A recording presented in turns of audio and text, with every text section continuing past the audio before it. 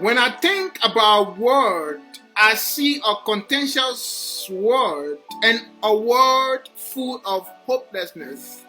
And I see everyone looking for peace everywhere. But where exactly can they find the peace that is seek? Well, that is exactly what we want to talk about today in the program 5 Minutes Talk. Hi, I'm your 5 Minutes friend Charles GP. We welcome you to the 24th edition of the program 5 Minutes Talk, brought to you by Light to Youth, helping youth in their walk with God. As I was saying, today I want us to discuss where we can find the peace that we all seek. The peace that we seek is not found in having the best of cars, building the best of houses, traveling all over the world.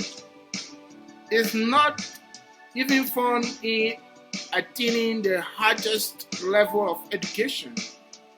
No, not at all. We cannot find true peace in these things. The peace that we seek is not even found in marriage. No. Because those things don't have the peace that we seek. So where then can we find the peace that we seek? Because we all want to be at peace with ourselves. We want to be at peace with other people. And we want to be at peace with God. So we want to have peace with ourselves. We want to have peace with other people. We want to have peace with God. To do that, we need to be people who are content with what we have. You cannot have peace with yourself if you're not content with what you have. So we have to start by living our life of contentment. As the Bible says, godliness with contentment is great gain. So if you want to know what is exactly great gain, you seek contentment. Remember, the Bible also says, life is not measured by how much we own. So peace is not contained in what we own. That is not it.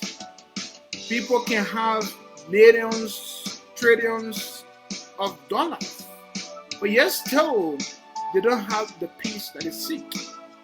So the first thing we have to know is that we have to live a life of contentment. We should be willing to suffer.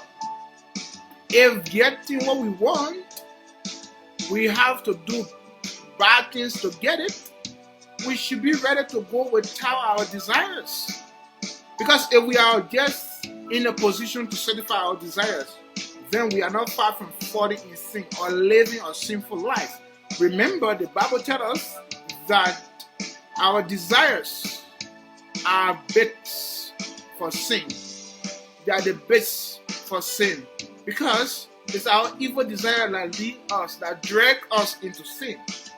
So if we have to be at peace with ourselves, to have peace with ourselves, we need to live a life of contentment. To have peace with other people, we need to be calm. We need to even express ourselves, our disagreement to them in a very kind way. We don't have to speak in anger. We can disapprove of what they say, what they do, but be calm in doing them. We don't have to act out of anger, and we don't have to obey them. Especially if what they are telling us to do will offend God, we should be waiting and ready to disobey them and to hurt them.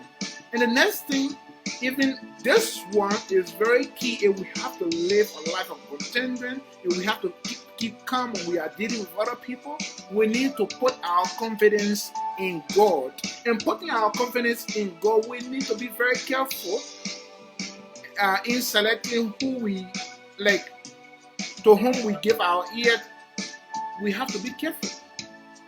That selection is very key, because remember, in the garden, our common mother Eve decided to give her ear to the devil, and you know what happened.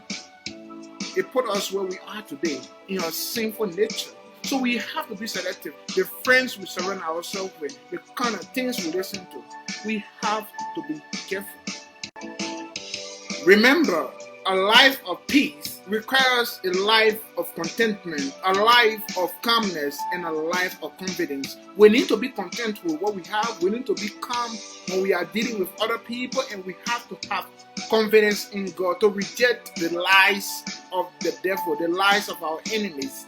And then we can talk about having peace with ourselves. Because we cannot have peace with ourselves if we are living a double standard life, a life of hypocrisy, a life where we focus more on our reputation than our character. Thank you very much for being with me on the 24th edition of the program 5 Minutes Talk, brought to you by Light to You. I've been your 5 Minutes from Charles GP. Please do not forget to join me next Saturday as we continue our series on the fruit of the Spirit. Thank you. See you then.